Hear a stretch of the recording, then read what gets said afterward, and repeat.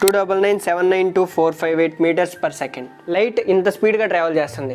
ఒకవేళ మనం లైట్ స్పీడ్తో ట్రావెల్ చేయగలిగితే ఏం చేయగలమో ఇప్పుడు చూద్దాం. మనం లైట్ స్పీడ్తో కనుక ట్రావెల్ చేయగలిగితే మూన్ మీదకి వెళ్ళడానికి 1.28 సెకండ్స్, వీనస్ మీద వెళ్ళడానికి 1 minute 30 seconds, మార్స్ మీదకి వెళ్ళడానికి 4 minutes, మెర్క్యూరీ మీదకి వెళ్ళడానికి 5 minutes, యూరేనస్ దగ్గరికి వెళ్ళడానికి 3 hours, జూపిటర్ దగ్గరికి వెళ్ళడానికి 35 minutes, సాటర్న్ మీదకి వెళ్ళడానికి 71 minutes, సన్ దగ్గరికి వెళ్ళడానికి 8.31 minutes పడుతుంది, నెప్ట్యూన్ దగ్గరికి వెళ్ళడానికి 4 hours, ప్లూటో దగ్గరికి వెళ్ళడానికి 5 hours పడుతుంది.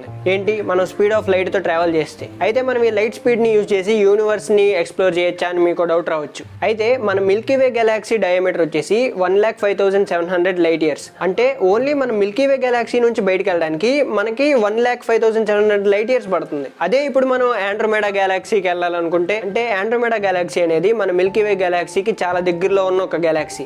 అయితే అక్కడికి వెళ్ళాలంటే మనకి 2.537 మిలియన్ లైట్ ఇయర్స్ పడుతుంది. నార్మల్ గా అయితే అసలు వెళ్ళలేము, స్పీడ్ ఆఫ్ లైట్ తో కూడా వెళ్ళలేము. అసలైనా మనం లైట్ స్పీడ్ తో ట్రావెల్ చేయగలిగే ఒక స్పేస్ షిప్ ని క్రియేట్ చేయలేము. ఎందుకంటే ఆ స్పేస్ షిప్ ని మనం క్రియేట్ చేయాలంటే మన అర్త్ మొత్తం మీద 1 month లో ఎంత ఎనర్జీ అయితే ప్రొడ్యూస్ అవుతుందో అంత ఎనర్జీ మనకు కావాలి. అయినా సరే మనం ఇంకా మన అర్త్ లో ఉన్న మొత్తం ఎనర్జీని యూజ్ చేసుకోగలిగే క్యాపబిలిటీ మనకు లేదు.